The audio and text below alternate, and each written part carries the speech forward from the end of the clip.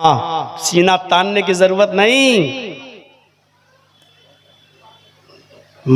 मौलाना जर्जिस एक बोल रहा ना वहां यूपी में एक पार्टी का जिम्मेदार, मौलवी जर्जिस डरपोक है, खुद ही भाग जाए बंगाल, हम क्यों जाएं, वो डरपोक है। इस तरीके की बात। कभी कभी समझौते बड़ी अक्लमंदी और दानिशमंदी के साथ भी होते हैं। वो मिसाल मेरी आपने पढ़ी होगी, सुनी होगी। एक तालाब पर बकरी भी पानी पी रही है और शेर भी पानी पी रहा है। एक तालाब है, उस तालाब पर शेर भी पानी पी रहा है और बकरी भी पानी पी रही है। शेर जहां मुंह डालता है पानी में, वहां से बहता हुआ पानी बकरी के पास आता है। बकरी उसी पानी को पी रही है, तो शेर का झूठा पानी बकरी को मिल रहा है। बकरी की तरफ से पानी बहता हुआ शेर की तरफ नहीं जा रहा है। शेर जहां मुंह डाल रहा है, वहां से पानी बहता हुआ बकरी के पास आता है और बकरी उसी पानी को पीती है। जब दोनों पानी पी चुके तो शेर ने कहा गुर्राते हुए, तूने मेरा पानी गंदा क्यों किया? तूने मेरा पानी गंदा क्यों किया, झूठा क्यों किया? कौन कह रहा है? शेर। उल्टा, यानी कहते, इसी को कहते हैं उल्टा चोर कोतवाल को डांटे। शेर कह रहा है, बकरी तूने मेरा पानी झूठा क्यों किया? बकरी कहती है, हुजूर पानी तो आपकी तरफ से बहता हुआ आ रहा है, मैं तो आपका झूठा पानी पी रही हूं, मेरा झूठा पानी आप थोड़ी पी रहे हैं। पानी तो आपकी तरफ से बहता हुआ मेरे पास आया, हमने तो आपका झूठा पानी पिया। शेर कहता है, अच्छा तो तू मुझसे मुंह भी चलाती है, जबान भी चला रही है, तुझे बोलना भी आता है, तू मेरे सामने बात करने की भी हिम्मत करती है। शेर आगे बढ़ा और उसने अपने पंजों से उस बकरी को फाड़ दिया। मैं शेर किसको कह रहा हूं और बकरी किसको कह रहा हूं, ये समझ लो तो पूरी तकरीर समझ में आ जाएगी तुम्हारे।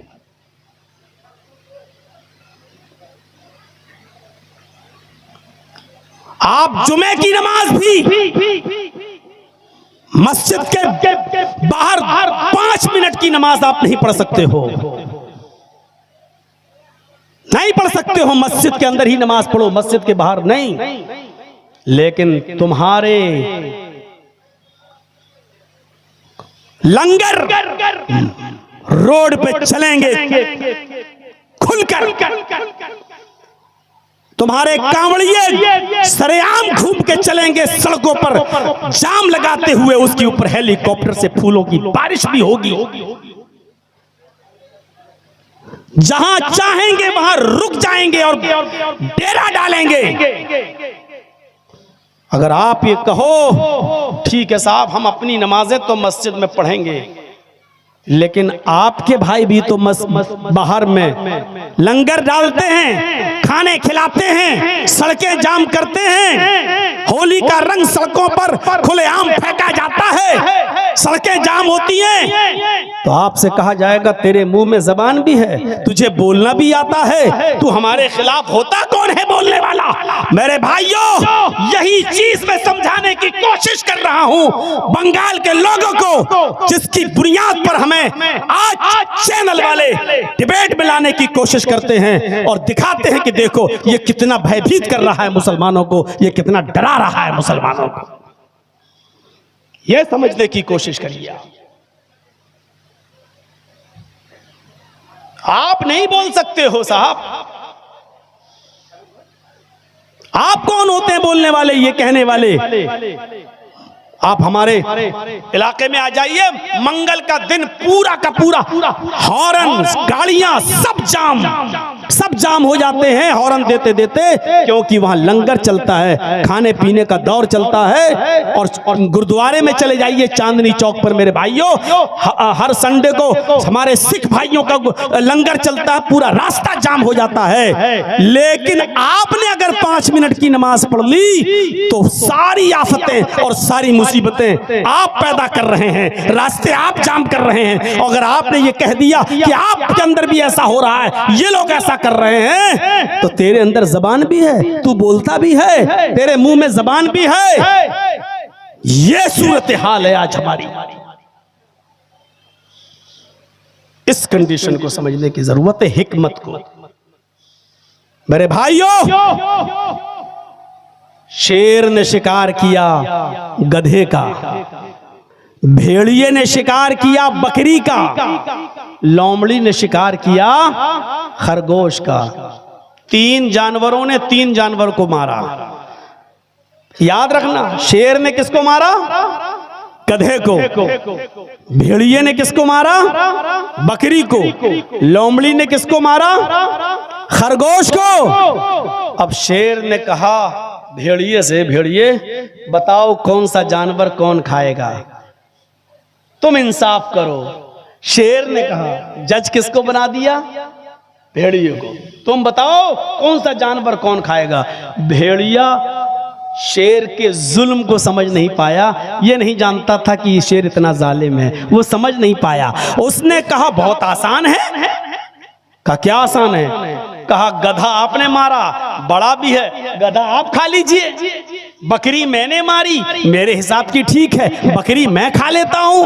और लोमड़ी ने खरगोश मारा, ये लोमड़ी खरगोश खा लेती है। तीनों ने 3 जानवर मारे, अपना अपना जानवर सब खा लें, आप गधा खा लो, मैं बकरी और लोमड़ी खरगोश। शेर ने कह दरा इधर थप्पड़ मारा, इतना बेकार फैसला, और पकड़ा और उसको उठा के फाड़ दिया, कत्ल कर दिया, नोच डाला उसको। अब ये भी मर गया। कमीना, फैसला करना आता नहीं, फैसला करने चले गए। लोमड़ी से कहा कमीना ये फैसला ही करना नहीं जानता, पता नहीं कहां से सीख के आया था। तुम बताओ कौन सा जानवर कौन खाएगा, तुम फैसला करो। लोमड़ी ने तो भेड़िए का हाल देख लिया। लोमड़ी कहती वाकई बड़ा पागल था, कमीने को फैसला करना ही नहीं आता था।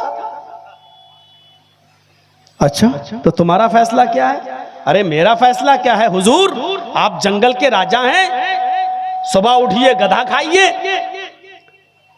दोपहर में आप बकरी खा लीजिए, शाम को मुंह का जायका बदलने के लिए खरगोश खा लीजिए, और अब तो भेड़िया भी हाजिर है साहब, सोते वक्त भेड़िया भी खा लीजिए। ये चारों जानवर आप नहीं खाएंगे तो कौन खाएगा? आप जंगल के राजा हैं, ये चारों जानवर आपके हैं। दिन में सुबह उठिए तो गधा खा लीजिए, दोपहर में बकरी खा लीजिए, शाम को खरगोश खा लीजिए, और रात में भेड़िया खा लीजिए, ये चारों जानवर आपके हैं।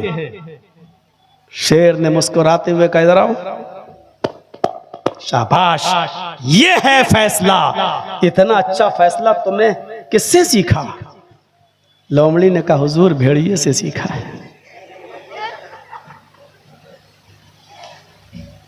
लोमड़ी ने कहा हुजूर भेड़िए से सीखा है। शेर ने कहा तुम समझदार हो। समझदार थी, जान बचा ली। यही समझदारी की जरूरत है, यही समझदारी की जरूरत है। मैं जानता हूं बहुत से लोगों के कलेजे मुरझा रहे होंगे कि मौलवी जर्जीस तो हमारा पत्ता गोल करने आ रहा है। मैं किसी का चमचागिरी करने नहीं आया, न किसी को मैं करने आया हूं, न किसी का वो। आपका मामला आप जानो। मेरे प्यारे साथियों, ये बैठे, ये हमारे साथ आया अमीन, ये पूछिए पूर्णिया का है, बड़े शौक से गए थे साहब, क्या क्या सोचकर कहां। जब इनकी दुकानों पर बुलडोजर चले तब इनको छठी का दूध याद आ गया।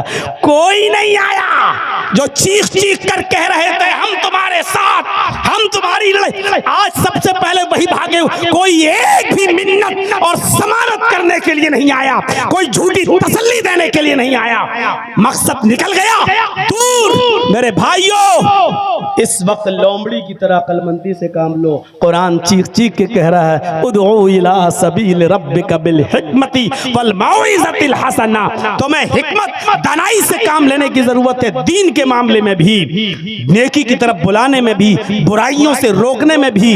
जब दीन के अंदर ये था तो दुनिया के अंदर भी है। और आपको अच्छा सोचना है मेरे भाइयों, आप इंसान हो ना। एक मिसाल देता हूं, अल्लाह के नबी मक्के से जब मदीना गए, अल्लाह के नबी जब मक्के से मदीना गए तो मदीने के लोग क्या करते थे? हम यअब्बिरून नख्ल, मुस्लिम शरीफ की हदीस के अल्फाज हैं। वो क्या करते थे? खजूर की कलमकारी किया करते थे। और खजूर की कलमकारी जानते हो क्या होती है? वो क्या कहते थे? ये नर खजूर का गाभा है, ये मादा खजूर का गाभा है, ये नर है, ये मादा है, और दोनों को ऐसे जमीन में बोते थे। और ये बिलीफ था, ये यकीदा था कि ऐसे ज्यादा खजूर पैदा होंगी, ऐसे ज्यादा खजूरें पैदा होंगी। तो वो खजूर में क्या बनाते थे? ये नर खजूर का गाभा, ये मादा खजूर का गाभा, ये मेल, ये फीमेल, और ऐसे बोते थे। तो अल्लाह के नबी जब मदीने में गए तो अल्लाह के रसूल ने कहा, माज़ा तस्नऊन, ये तुम क्या करते हो? ये नर, ये मादा। अल्लाह के रसूल, ऐसे खजूरें ज्यादा पैदा हो जाती हैं, नर मादा बना देता हूं तो खजूरें ज्यादा पैदा हो जाती हैं। अल्लाह के नबी ने फरमाया, लौ लम तफ़अलू लकान खैरन, अगर तुम ऐसा न करते तो अच्छा होता, अगर ऐसा न करते तो अच्छा होता। उन्होंने छोड़ दिया, कहा नहीं करेंगे, ठीक है। फतरकूहु, छोड़ दिया। फनक़सत, खजूर कम पैदा हुए। जब उन लोगों ने ऐसा नहीं किया तो खजूर कम पैदा हुए।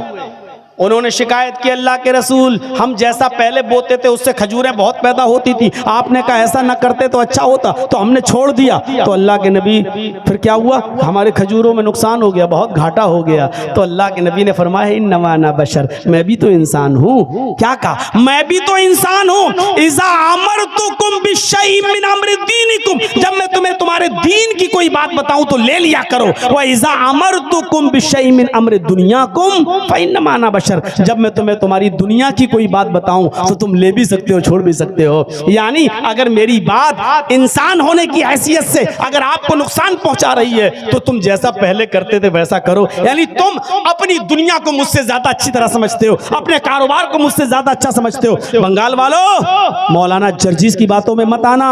तुम अपना मामला हमसे अच्छा समझते हो, तुम अपने इलाके के हालात हमसे अच्छा समझते हो, तुम अपने यहाँ के मिजाज को हमसे अच्छा समझते हो। तुम अपने मिजाज से काम करना। मौलवी जर्जीस की बातों में क्यों आए हो? मौलवी जर्जीस अपने यूपी नहीं संभाल पा रहा, तुम्हारा क्या सवालेगा? तुम अपने इलाके को देखो। मेरे भाइयों, ये हिकमत और दानिशमंदी की जरूरत है आज हमें और आपको सबको। और सुनिए, क्या बात बताने की जब आई तो बता देता हूं मेरे भाइयों। अल्लाह के नबी के पास एक नौजवान आया, और सुनो नौजवानों, सुनो। एक नौजवान आया और कहता, अल्लाह के रसूल, मस्जिद में, अरे अल्लाह के रसूल, क्या मुझे जिना की इजाजत दीजिए। पूछो उलमा से, भाई हकीकी की रिवायत है, इजाजत किसकी मांग रहा है? जिना करने की। दुनिया में सबसे बुरा काम शिर्क के बाद क्या है? जिना। किसी की माँ, बहन, बेटी के साथ गलत ताल्लुकात, नाजायज ताल्लुकात कायम करना। वो किस चीज की परमिशन मांग रहा है? दुनिया के सबसे गंदे काम की। और किससे मांग रहा है? दुनिया के सबसे बेहतर और अच्छे इंसान से, मुहम्मदुर रसूलुल्लाह से। नौजवानों, ये वाकया जरूर सुन लीजिएगा। अल्लाह के नबी से कहता है, अल्लाह के रसूल, मुझे जिना की इजाजत दीजिए। जिना के लिए मेरे पास इंतजाम है, यानी मेरी कोई दोस्त है, मेरी गर्लफ्रेंड है, मुझे बस परमिशन दीजिए। अब सहाबा किराम उसको ऐसे कोहनी मार के कह रहे हैं, चुप चुप चुप, क्या बोल रहा तू? अल्लाह के नबी ने कहा, नहीं साथियों, इधर आओ। मस्जिद में जिना की इजाजत, दुनिया की सबसे मुबारक हस्ती के सामने दुनिया के सबसे गंदे काम की। अभी कोई मौलाना जर्जी से कहे कि जर्जी साहब, हमारे यहाँ अड्डे हैं, बने हुए हैं 500,000 रुपए में, क्या इजाजत है? तो हम क्या कहेंगे? कभी ने, आज के बाद बात मत करना, इतने गंदे काम की इजाजत में, तेरे घर में माँ बहन नहीं है। ये समझाने का अंदाज है आज हम लोग। अल्लाह के नबी के सामने वो कह रहा, साहबा भी कह रहे हैं, क्या मांग, चुप। अल्लाह के नबी कहते, नहीं, इधर आओ, मिन्नी, मेरे करीब हो जाओ। बुलाया, क्या कह रहे हो? खुल के कहो क्या कहते हो। अल्लाह के रसूल, मैं जिना करना चाहता हूँ, एक लड़की से दोस्ती है मेरी, आपकी परमिशन की जरूरत है। आपने कहा ठीक है मैं दे दूंगा परमिशन, लेकिन सुनो, जो काम तुम उस लड़की के साथ करना चाहते हो, अगर मैं तुमसे ये कहूँ ये काम तुम अपनी माँ के साथ करो तो करोगे? क्या अंदाज था समझाने का। जो काम तुम उस लड़की के साथ करना चाहते हो, अगर मैं तुमसे ये कहूँ कि ये काम तुम अपनी माँ के साथ करो, इसलिए कि जो चीज उसके पास है वही तुम्हारे माँ के पास भी है। सोचोगे आप? उसने कहा फिदा का भी वो उम्मी या रसूल अल्लाह, आए अल्लाह के नबी मेरे माँ बाप आप पर कुर्बान, मैं ऐसा नहीं कर सकता। कौन शरीफ इंसान है जो अपनी माँ के साथ जिना करेगा? आपने कहा अच्छा ठीक है, अपनी बहन के साथ ये काम करोगे? उसने कहा अल्लाह के नबी सल्लल्लाहु अलैहि वसल्लम मेरे माँ बाप आप पर कुर्बान, कोई भी शरीफ इंसान अपनी बहन के साथ भी ये काम नहीं करेगा। आपने कहा अपनी बेटी के साथ ये काम करोगे? उसने कहा अल्लाह के नबी कोई भी शरीफ इंसान अपनी बेटी के साथ भी ये काम नहीं कर सकता। आपने कहा अच्छा ऐसा करो अपनी खाला के साथ ये काम कर लो। उसने कहा कोई शरीफ इंसान अपनी खाला के साथ भी ऐसा नहीं कर सकता। आपने फरमाया अपनी फूफी के साथ ये काम कर लो। कहता मेरे माँ बाप आप पर कुर्बान, आए अल्लाह के नबी कोई भी शरीफ इंसान अपनी फूफी के साथ भी ये काम नहीं कर सकता। आपने कहा जिस लड़की के साथ तुम जिना की परमिशन मांग रहे हो वो भी किसी की माँ होगी, वो भी किसी की बहन होगी, वो भी किसी की बेटी होगी, वो भी किसी की फूफी होगी, वो भी किसी की खाला होगी। जब तुम अपनी बहन और बेटी के साथ अपनी माँ के साथ ये काम करना गवारा नहीं कर रहे हो और ये भी नहीं चाहते हो कि कोई दूसरा तुम्हारी माँ बहन बेटी के साथ ये काम करे, तो फिर दूसरा ये कैसे चाहेगा जिसकी वो बहन होगी बेटी होगी भी, वो कैसे पसंद करेगा कि मेरी बहन के साथ मेरी बेटी के साथ मेरी फूफी के साथ ये गलत काम हो? कैसे बर्दाश्त करेगा? बोलो तुम करोगे? कहा नहीं। तो फिर वो कैसे करेगा अगर उसको पता चलेगा तो? कहने लगा अल्लाह के नबी आपने जैसे समझाया मुझे अच्छी तरीके से इल्म हो गया, मेरे सर पे हाथ फेरिए और मेरे लिए दुआ करिए। अल्लाह के नबी ने उसके सर पे हाथ फेरते हुए फरमाया आय अल्लाह इस नौजवान की नजरों की हिफाजत फरमा। उस नौजवान का बयान है कि उस दिन की तारीख से फिर मेरी नजर किसी लड़की तो छोड़ो किसी हराम चीज की तरफ मेरी नजर नहीं उठी। इस अंदाज से समझाते थे, डायरेक्ट ये नहीं कहते थे भाग जिना की इजाजत लेने आया, नहीं। आपने कहा इधर आओ, समझाया तो ऐसे समझाया कि ये काम क्या तुम अपनी माँ के साथ करोगे, अपनी बहन के साथ करोगे, अपनी बेटी के साथ करने को तैयार हो, अपनी फूफी और चची के साथ करने को तैयार हो। उसने हर बात पे कहा नहीं। आज भी किसी से पूछा जाए तो वो यही कहेगा कि नहीं। मेरे इटावा में एक रिक्शे वाला था, बहुत पुरानी बात है, मेरे इटावा में एक रिक्शे वाला था, एक अमीर आदमी उस आदमी के रिक्शे पर बैठता है और इत्तेफाक देखिए उससे कोई झगड़ा हो जाता है किसी बात का। वो अमीर आदमी बड़ा सोर्स वाला था, उसने मारा पीटा और झगड़े का इल्जाम उस लड़के के ऊपर, उस रिक्शे वाले उस गरीब आदमी के ऊपर लगा दिया और उसको जेल भिजवा दिया और ऐसा घिनौना इल्जाम लगवाया जिस पर उसको 4 साल की सजा होती है। उसके बाप नहीं थे, उस लड़के की माँ नहीं थी, सिर्फ एक बहन थी। वो बहन भी 17-18 साल की हो चुकी थी।